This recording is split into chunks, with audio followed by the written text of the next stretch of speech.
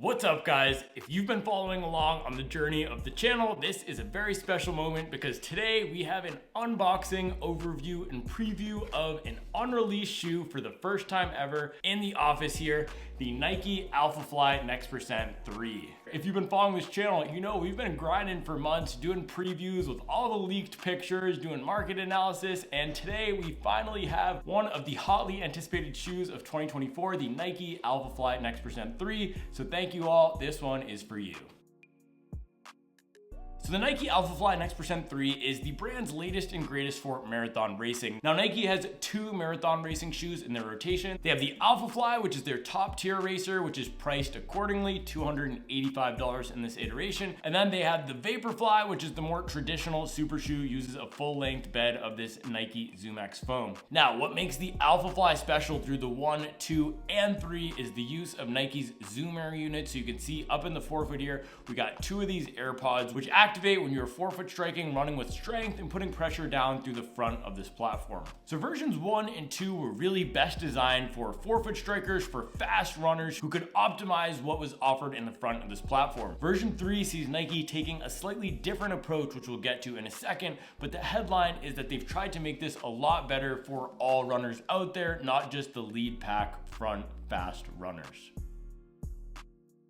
Now, as I mentioned, this third generation of the Alphafly is attempting to be a better shoe for everyone, not just those front fast pack runners. So you could see on the box as you open it, there's a quotation from Bill Bowerman, one of the founders of Nike, printed right on the inside of the lid here. And it says that one of the key components to a great race shoe is that it has to be comfortable. Now, one of the issues with the previous versions of the Alphafly, specifically the Alphafly 2, was that the inside of that shoe was not comfortable. There was a heel area that dug up into a lot of folks' arches, and there was a concern with bleeding and discomfort up in the toe box of the shoe. Now in Alphafly 3, one of the key considerations here, and I don't know whether this is true or not because I haven't personally run in this guy yet, is that they've designed this to be a little bit more of a comfortable shoe. So with that, they've widened up the base a little bit. The forefoot area is a little bit wider for better landings, and they've made the foam on the bottom one continuous piece, so you have a little bit more of a smooth ride versus version 2, which had that bifurcated midsole.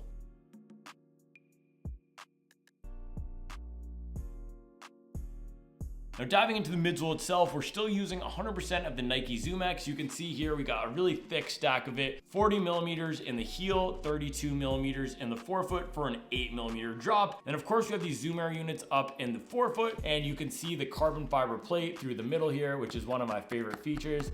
Get a little tap, tap, tap action.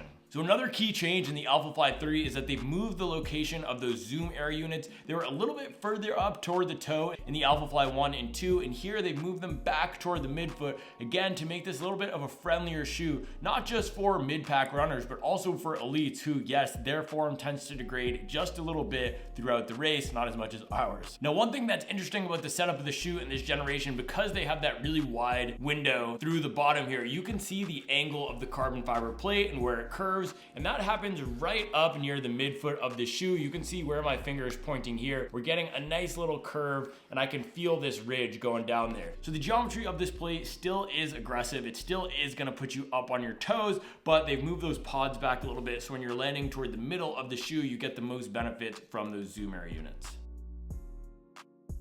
All right, guys, heading up to the upper, they've gone with an extremely lightweight upper, and it's see-through, which is a really cool look, especially in this white colorway. I also think the shoe is gonna look great once it gets dirty. It is the Pro Toe colorway here. That's why you see all of these cool design flares that make it look like an unfinished shoe. It's supposed to look like a prototype. But with the upper, it's light, but it's also strong. It looks almost like a spider web up close. You can see all of these little holes throughout, which is a really cool look. They've also gone with the sock construction, so it's a one-piece upper. There's no tongue, there's no gusset. I haven't run it yet. I'll give you an update on my first run review, but it should give a pretty solid lockdown. Now in the back, there is a moderately structured heel. It's not gonna be as structured as something like the Saucony Endorphin Pro 3. You can see I can push this all the way down, but there is a little bit of a heel counter in the back here and a moderate amount of padding on the inside, probably a little bit less padding than we see in the Nike Vaporfly, but just enough so there's not a ton of rubbing on the Achilles. Now in terms of the laces, we have Nike's classic race day laces. These are probably the best racing laces on the market. The reason I love them so much is because they have these little knots on them that when you knot the shoe, it adds an extra layer of protection and security when you crank them down. That's in contrast to something like those Adidas laces, which are flat. I've had to tie them, retie them in the Boston 12 and the Takumi Sen a ton of times. With these Nike laces, they do a great job of staying tied throughout the duration of a race, and I've never had any issues with needing to retie them.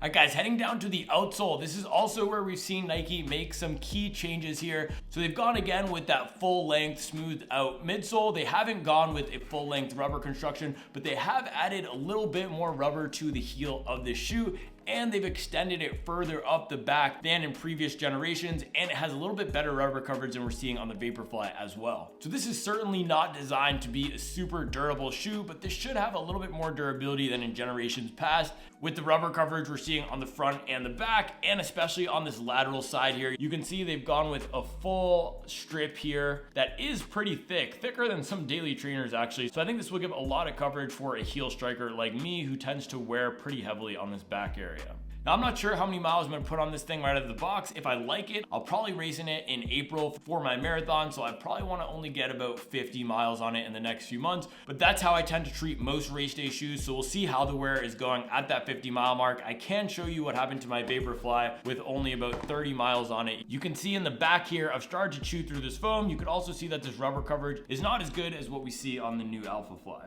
Now the base of the foam is wider than in the Vaporfly and the Alphafly 2, so it should have a little bit more of stability for runners out there. We'll have to see when we run how it does, but I'm optimistic that this is gonna be a better choice for heel strikers than even the Vaporfly. Now in this proto colorway, they've done a ton of cool design touches, like this little version number we have here. You can see up here on the swoosh, it's not completely black. It's like they've left it purposefully unpainted so it looks unfinished. Also, just the black and white is so clean. It's almost off-white inspired, RIP to Virgil. And then around here in the back, you see this little Nike racing flare. And on the inside of the shoe, again, we have another little version number up here where it says V62. On the tongue of the shoe, we have a nice black accent here that says AF for Alphafly. And then on the inside, we have an orange sock liner and another AF.